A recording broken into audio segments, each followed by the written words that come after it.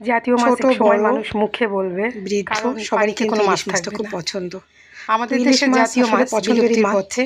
আমরা যেটা আসলে রান্না করলে আসলে ছোটবেলায় স্বাদে মাত্র কিছুদিন তিন আগে থাল যদি ভাত চিন্তা খাওয়া হয়ে করি, যায়। তাহলে একটা এই ইলিশ মাছ 80 টাকা একসময় 80 ছিল টাকা বলে মাইকিং যখন আমার মা করেছে। রান্না করতো। এটা খুলনার কথা তখন বলছি, আমার মা খুলনা দুটো বিভাগীয় তিনটে শহরের মাছও কথা একসাথে বলছি। রান্না করেছে, আমার টাকাও চাচাদের সেম। দিয়েছে, তবে আশপাশে দিয়েছে, এবং ইদানিং আমরা প্লেট ইলিশ ভরে ভরে মাছের যে ফ্রাই ইলিশ গ্রাম, মাছটা খেয়েছি।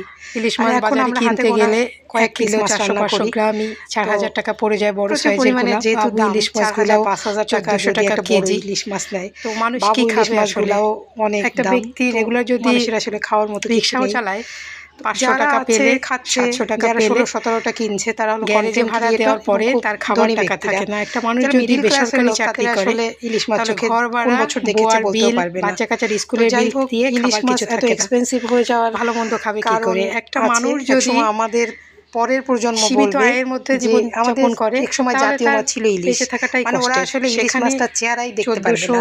এখনই তো 4000 বাসায় আনা হয় না, ভবিষ্যতে যে টাকা ইলিশ কেজি, মাছ বাজারে এইরকম থাকবে ইলিশ বিলুপ্তির পথে, মাছগুলা এটাই মানুষ হলো খাওয়ার সবথেকে বড় প্রশ্নই কথা। আসে না।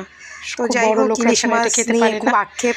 তো প্রচুর পরিমাণে জেলেরা কিভাবে ধরে, কিন্তু মানুষ আমাদের দেশের জীবনযাপন মানুষ করবে আজটা সেটাও কিনতে বড় পারে না, কথা। খুবই দুঃখজনক।